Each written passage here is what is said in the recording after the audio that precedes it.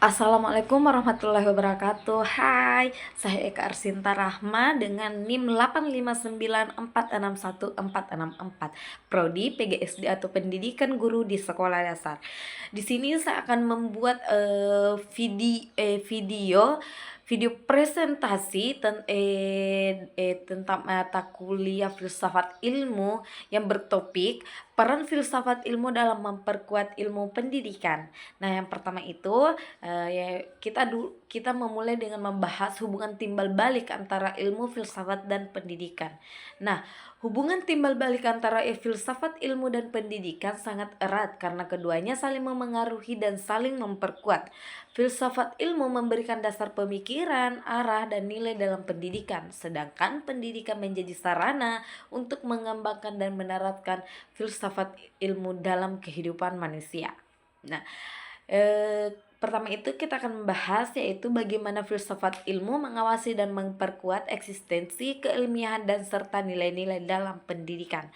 Filsafat ilmu memberikan peran penting dalam mengawasi dan memperkuat eksistensi keilmiahan serta nilai-nilai dalam ilmu pendidikan.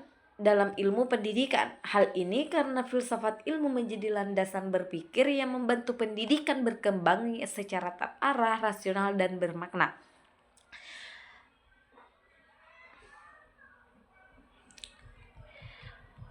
Mengawasi eksistensi ilmu pendidikan, filsafat ilmu membantu memastikan bahwa ilmu pendidikan tetap memiliki tujuan, objek kajian, dan fungsi yang jelas dalam kehidupan manusia.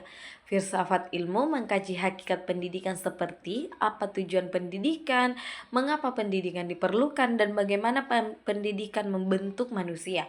Melalui kajian tersebut, ilmu pendidikan tetap eksis sebagai disiplin ilmu yang penting dalam membentuk perkembangan individu dan masyarakat. Filsafat ilmu juga menjaga agar pendidikan tidak kehilangan arah akibat perubahan zaman dan perkembangan teknologi. Memperkuat keilmiahan pendidikan. Filsafat ilmu menuntut pendidikan agar menggunakan cara berpikir ilmiah dan mengembangkan teori maupun praktik pendidikan. Keilmiahan pendidikan diperkuat melalui penggunaan metode penelitian yang sistematis, pengumpulan teori melalui penelitian, pengujian teori melalui penelitian, pemikiran kritis dan logis dalam pemecahan masalah pendidikan. Dengan demikian, ilmu pendidikan tidak hanya berdasarkan pengalaman atau pendapat semata, tetapi memiliki dasar ilmu yang dapat dipertanggungjawabkan. Menahan nilai-nilai dalam pendidikan. Filsafat ilmu tidak hanya membahas pengetahuan, tetapi juga nilai dan etika dalam penggunaannya.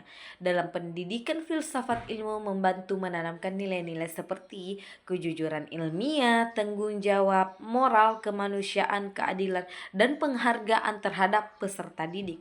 Hal ini penting agar pendidikan tidak hanya menghasilkan manusia yang cerdas secara intelektual, tetapi juga memiliki karakter dan akhlak yang baik. Yang kedua itu, bagaimana pendidikan yang bermakna dan bernilai turut memperkuat perkembangan filsafat ilmu. Pendidikan yang bermakna dan bernilai tidak hanya mentransfer pengetahuan, tetapi juga membentuk cara berpikir kritis, refleksi, dan etis. Justru di titik inilah ia berkontribusi besar dalam perkembangan filsafat ilmu. Secara sederhana, hubungan keduanya bisa dipahami melalui beberapa aspek berikut. Mendorong cara berpikir kritis dan refleksi, membentuk kesadaran epistemologi, mengintegrasikan nilai dan etika ilmu, mengembangkan sikap terbuka dan dialogis, menyadarkan keterbatasan ilmu. Yang ketiga itu mengapa filsafat ilmu disebut sebagai psikoanalisis, ontologi, epistemologi, dan aksiologi dalam membedah persoalan-persoalan pendidikan. Filsafat ilmu disebut sebagai psikoanalisis karena filsafat ilmu digunakan untuk mengkaji, menelaah, dan membedah berbagai persoalan pendidikan secara mendalam.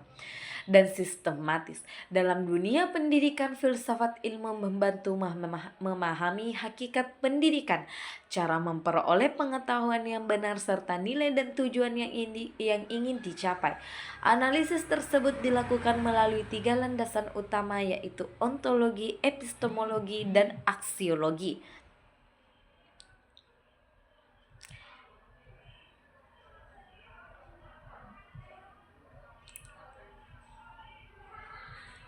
Yang keempat itu contoh konkret penerapan filsafat ilmu dalam praktik pendidikan.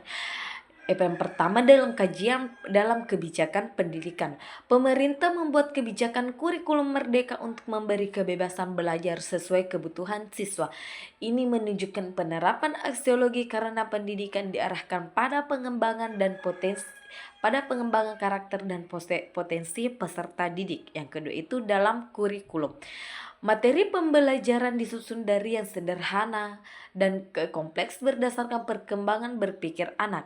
Ini merupakan penerapan ontologi dan epistemologi tentang hakikat peserta didik dan cara memperoleh pengetahuan. Ketiga, dalam proses pembelajaran, guru menggunakan metode diskusi, eksperimen, dan pemecahan masalah agar siswa berpikir kritis dan menemukan pengetahuan sendiri. Hal ini menunjukkan penerapan epistemologi dalam pembelajaran ini. Keempat, dalam penilaian. Penilaian tidak hanya fokus pada nilai ujian, tetapi juga sikap, keterampilan, dan kerjasama. Ini merupakan penerapan aksiologi karena pendidikan menekankan nilai dan karakter. Sekian presentasi dari saya. Sekian dan terima kasih. Assalamualaikum warahmatullahi wabarakatuh.